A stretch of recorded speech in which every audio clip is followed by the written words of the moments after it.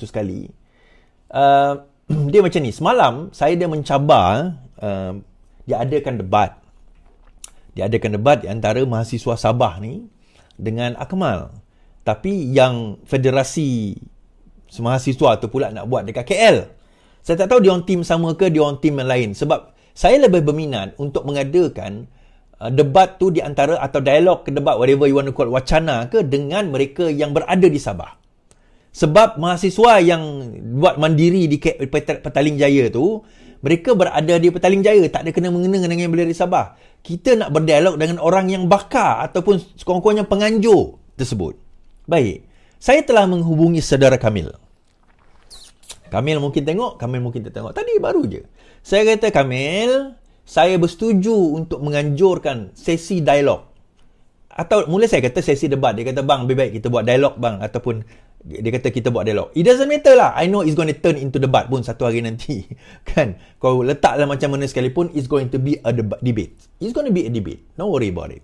So sekarang tak apalah. Macam ni lah, Kamil. Abang nak tanya ni, kamu setuju ke tak setuju? Saya tanya Kamil, dia kata tadi bacol kan? Kamu setuju ke tak setuju?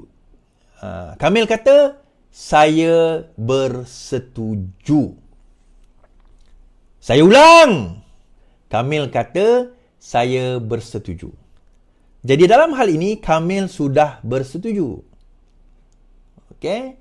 Dalam hal ini, Kamil sudah pun menyatakan persetujuan. Format tu tak apalah. Kita nak buat macam mana. Cuma, bagi saya tak berminat untuk berdebat dengan mereka yang berada di Kuala Lumpur. Saya berminat kalau debat itu diadakan dengan penganjur yang berada di Sabah. Saya berminat kalau debat itu diadakan dengan mereka yang berada di Sabah. Jadi kalau mereka berada di Sabah, kita buat dekat Sabah, itu lagi best. Dia ada beberapa soalan saya nak tanya pada dia. Bukanlah saya nak tanya. Mungkin saya jadi moderator. Mungkin bukan saya jadi moderator. Kalau mereka tak berani, saya jadi moderator lah kan.